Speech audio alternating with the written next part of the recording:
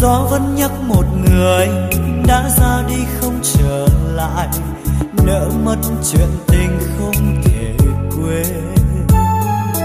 Bước những chuỗi ngày dài ấp ôm bao đêm huyền diệu, ánh mắt ấy giờ này xa lắm. Thoáng phút chốc giật mình, ngỡ như em đang thật gần, gió đánh thức vì tôi ngủ mê. Thắp ánh sáng bước qua đêm thơ, chờ mong ngày mai khát vọng. Và gió vẫn thế, gió mang tôi đi tìm em. Dẫu có lúc nước mắt tuôn rơi như hạt sương bé nhỏ.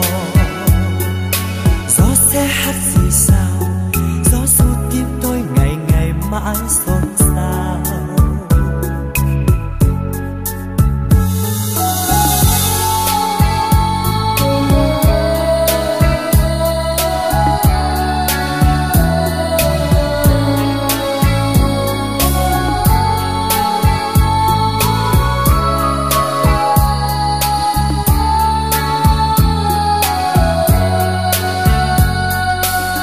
Vẫn hát thì thầm đến bên tôi như thật gần, gió muốn nói điều gì tha thiết.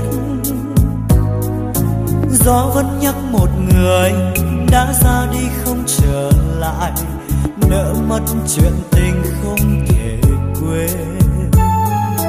Bước những chuỗi ngày dài ấp ôm bao đêm huyền diệu, ánh mắt ấy giờ này xa lắm.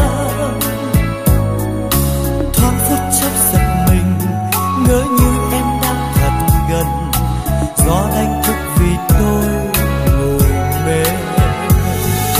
Thắp ánh sáng bước qua đêm thơ, chờ mong ngày mai khát vọng. Và gió vẫn thế, gió mang tôi đi tìm em. Dẫu có lúc nước mắt tuôn rơi như hạt sương bé nhỏ.